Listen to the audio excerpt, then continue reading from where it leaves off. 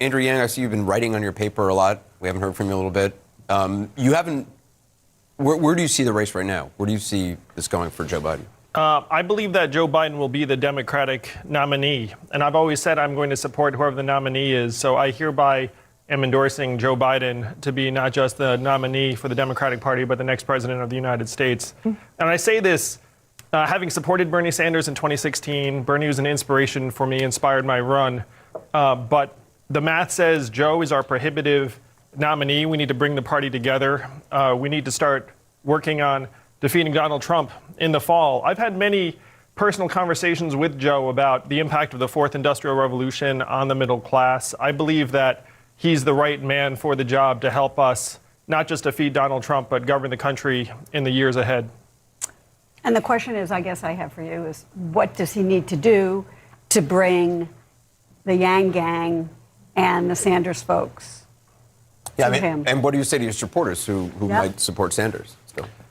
What I'd say is that we need to start doing the work of improving Americans' lives on the ground, because too many Americans have seen their way of life disintegrate over the last number of years. And Bernie has been calling out those problems and tapping into the frustration in the right way.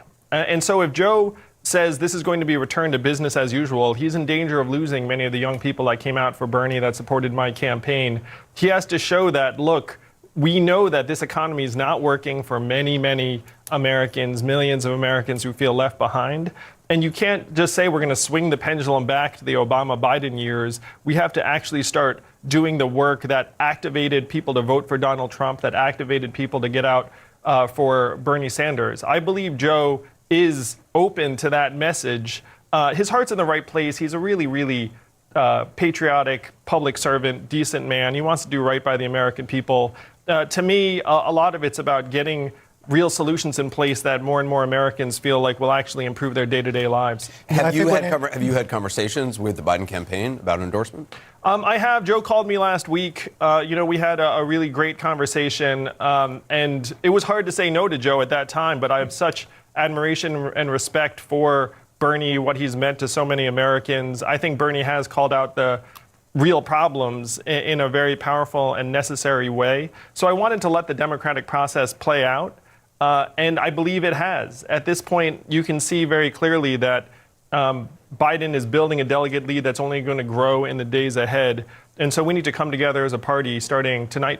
What would you say to Sanders supporters who, obviously are going to be unhappy if Sanders drops out of the race?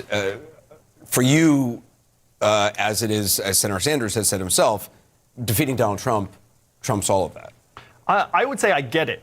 And that I believe that Joe gets it too, even though you may not feel that in the same way. I get the frustration. I get the desire for a revolution. I get the fact that it seems like our institutions are failing us right and left. I get all of that. It's why I ran.